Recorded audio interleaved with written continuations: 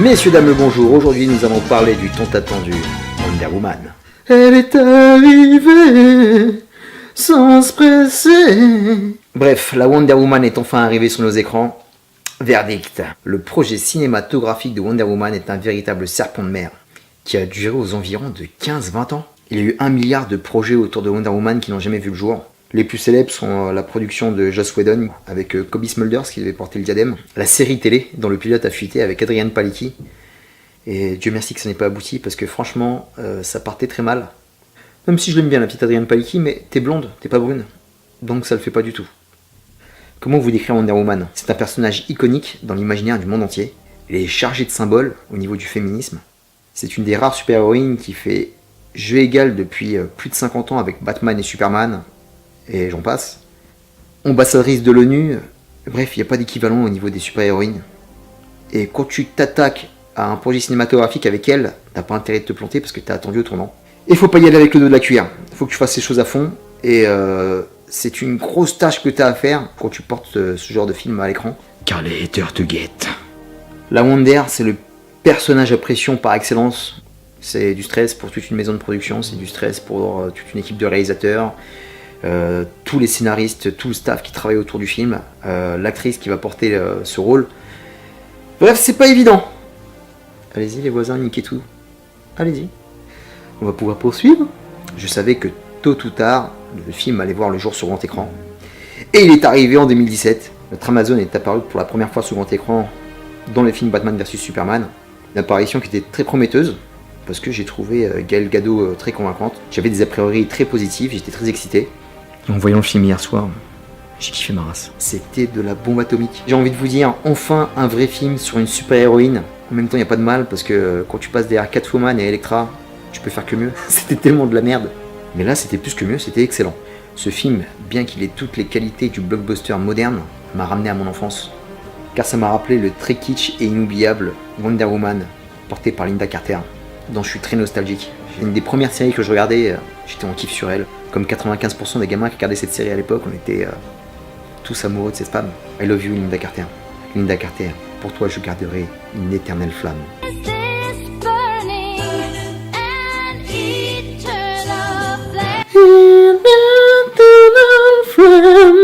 Bon, on va mettre les souvenirs de côté, on va parler plus directement du film, parce qu'on est là pour ça quand même. Énorme bravo à la Warner d'avoir pris un gros risque en prenant Patty Jenkins. Elle a fait le superbe Monster avec Charlize Theron, mais elle n'avait pas un CV de ouf pour faire ce genre de production. Et c'est un risque qui a été payant parce que c'est une très bonne réalisation. En plus d'être une réalisatrice à poigne, elle a donné beaucoup de clarté et de luminosité à la réalisation, ce qui contraste complètement avec les 3 premiers films qu'on avait eu sur le DC Cinematic Universe. Donc c'est faisable de mettre de la lumière dans ce genre de film, de la lumière dans les films d'ici. D'ici d'ailleurs, il y a un joli contraste entre l'île des Amazones, Themyscira, et la vieille Europe, représentée par un Londres industrialisé, et la ligne de front qui se déroule en Allemagne, qui est un paysage apocalyptique, boueux. La direction artistique a travaillé avec beaucoup de sérieux, ça se voit à travers les costumes des Amazones, qui sont tous aussi beaux les uns que les autres. Idem au niveau des paysages et des décors. L'architecture de Paradise Island est vraiment à tomber. En regardant Themyscira à l'écran, c'est une bouffée d'oxygène. T'as l'impression d'être en vacances, c'était magnifique.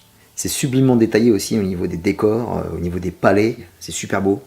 Chouette travail. Les tenues de Steve Trevor par exemple, les tenues de différents soldats des 2 camps, que ce soit au niveau de l'Axe et de l'Alliance, c'est vraiment terrible. Toute la ligne de vêtements que porte Gal Gadot est géniale du début à la fin. De sa première tenue d'Amazon aux tenues qu'elle a dans la vie civile et à son armure.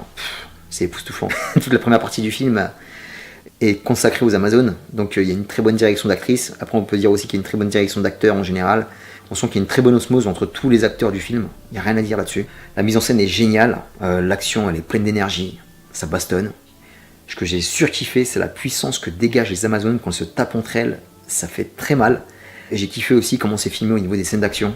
Il y a des plans très larges, il y a des zooms, il y a des super slow motion, donc on plein les mirettes, ça part dans tous les sens. Surtout avec la puissance que doit dégager une Wonder Woman à l'écran. Au niveau du scénario, on est dans une origin story.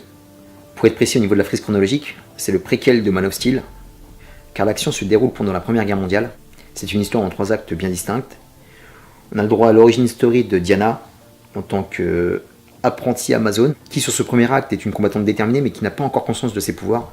Et lors du 2e acte, le départ pour le continent, sur le front de la guerre, où Diana va faire l'expérience douce amère du monde des hommes. Et le troisième acte, très simple, c'est le combat final. Ce que j'ai beaucoup aimé de la part des scénaristes, c'est qu'ils ont trouvé le bon dosage pour nous décrire Wonder Woman sur toutes ses facettes. Une personnage qui est candide, courageuse, mais qui n'a jamais quitté son île. Et on lui donne petit à petit une stature de déesse iconique qui transparaît complètement à la fin du film. Et ça, j'ai trouvé ça très intelligent de leur part. On n'est pas arrivé avec un personnage qui était déjà over-cheaté, qui avait ses pouvoirs, qui défonçait tout le monde. Là, on a vu petit à petit comment s'est fait son background.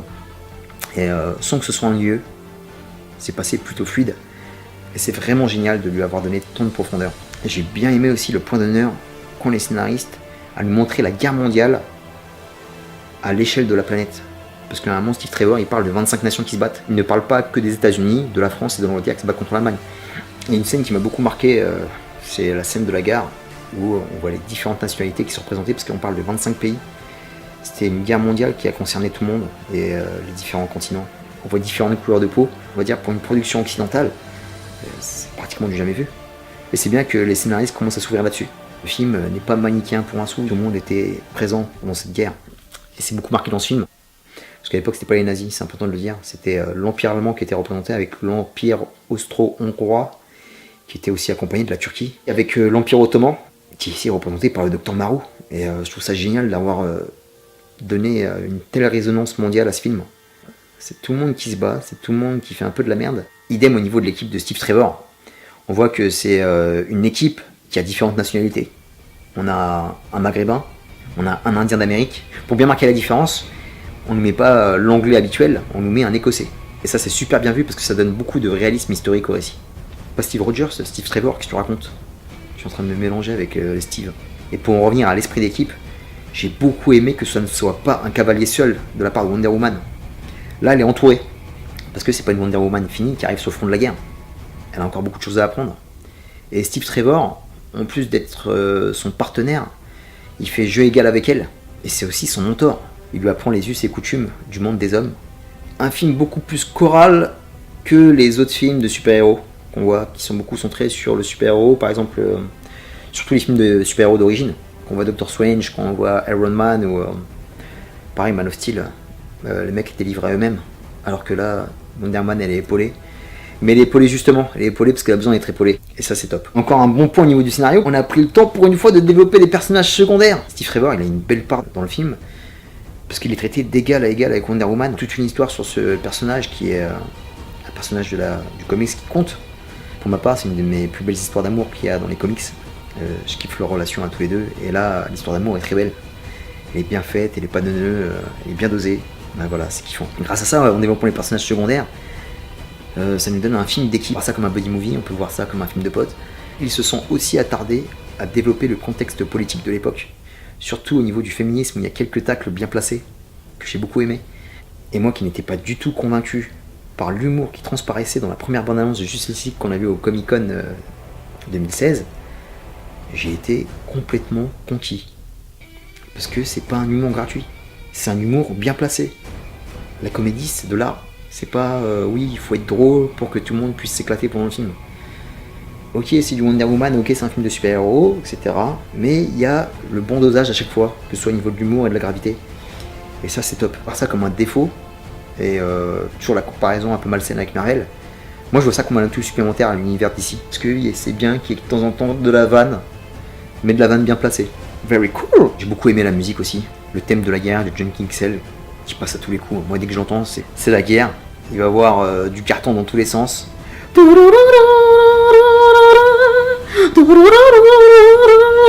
Cette musique est un hymne à la baston.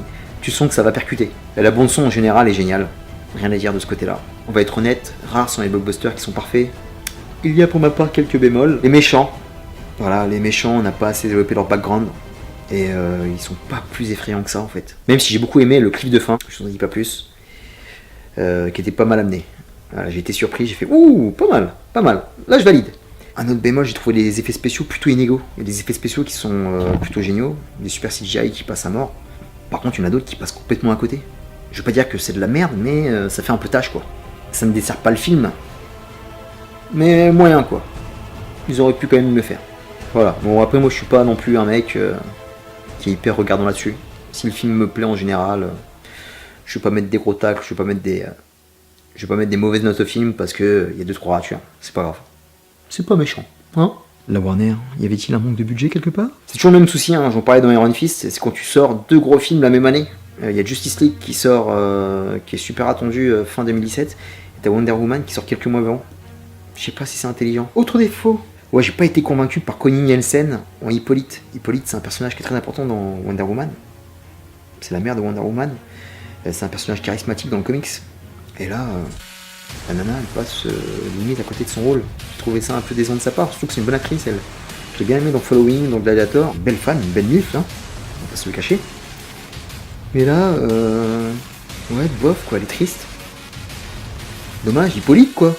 Hippolyte. Autre chose qui m'a un peu chiffonné, c'est tout le délire du Nexus dimensionnel qui est autour de Themyscira. J'ai du mal avec ça. J'aurais bien voulu avoir une explication sur le pourquoi et du comment Steve Rogers et les Allemands arrivent à rentrer à l'intérieur. C'est un peu le même problème qu'il y a eu sur Skull Island. Ils arrivent à rentrer dedans, mais sans explication. C'est une île qui est quand même protégée des dieux. C'est une facilité scénaristique, certes. Mais une petite explication, ça n'aurait pas été de trop. Voilà, c'est tout pour les bémols. Il n'y a pas grand chose au niveau des bémols, mais bon, après c'est important de le signaler. Il faut être totalement honnête avec sa review. Passons au casting. On va commencer par Gal Gadot, Wonder Woman. Gal, en toute honnêteté, je n'aurais jamais pensé te voir à ce niveau-là. À la base, Gal Gadot, c'est un mannequin. Elle a une filmographie de potiche de décoration, on va dire. Parce qu'elle a un petit rôle dans Fast and Furious, ouais, elle est cool. Elle est très belle. Et sans plus, jamais j'aurais pensé la voir à une telle hauteur. D'incarner un tel personnage iconique avec une telle stature. Et de la jouer aussi bien. Je dis chapeau. Franchement, je suis limite sur le cul. C'est un truc de ouf. Et elle est impeccable. Gal, t'as un pays à toi toute seule. Pays de Gal. Déjà sur le peu de scènes qu'on l'a vu dans Batman vs Superman, elle est largement au niveau de Henry Cavill et Ben Affleck. J'étais légèrement étonné. Mais après, elle avait peu de scènes, donc j'arrivais pas à me prononcer totalement. Elle arrive à allier la beauté et l'innocence, la puissance, la gravité. Une putain de palette d'émotions. Franchement, Gal Gadot. C'est pas Charlize Theron, c'est pas Scarlett Johansson, c'est pas Kate Winslet, c'est pas ce genre d'actrice. Et bravo. Alors, comment vous raconter ça sans passer pour un sadique? Le film était difficile à suivre, parce qu'il n'y a pas un plan du film où t'as pas envie de lui rouler une pelle à cette femme. Et de lui faire plein d'autres choses qui m'est interdit de dire s'il y a des mineurs qui regardent la vidéo et qui n'ont pas eu le goût d'une femme dans la bouche. Bref, quelle beauté, c'est un truc de dingue. C'était limite insoutenable. Ça brûle! Ça brûle! Ça brûle! Bon, on va passer au personnage secondaire. Chris Pine que je kiffe. C'est un très bon acteur. Je l'ai beaucoup aimé dans Star Trek, dans Command Sharia. C'est un acteur très solide, parce qu'il a quand même un bon bagage. Il peut faire du film d'action, il peut faire de la comédie, il peut faire des films avec de la gravité comme Command Sharia. Très bon lui aussi, j'espère le voir avec plus de têtes d'affiche, parce qu'il le mérite. C'est un très bon Chris. Il n'y a que des Chris dans les films de super-héros. Chris Hemsworth, Chris Evans, Chris Pratt. Sans oublier le légendaire Christophe Lambert. Le rôle du soldat aventurier baroudeur, qui est Steve Trevor, lui va comme un gant, il est parfait. C'est le genre d'acteur qu'on aime voir dans la merde, parce qu'il a beaucoup de second degré. Il y a toujours la bonne vanne qui passe au bon moment, il y a toujours la bonne mimique avec le bon trait du visage, le bon rictus. Un autre rôle que j'ai bien kiffé, et lui c'est mon chouchou, Saïd Taghmaoui, je suis super content de le voir dans cette production. Et là enfin il a un rôle positif, hein. Il va arrêter de faire les narcos et les terroristes. Très mignon avec sa petite moustache, sa petite cherchia là, qu'il a sur la tête. Il a beaucoup de dialogue dans le film, il participe au succès du film. Donc big up à Saïd, je te kiffe.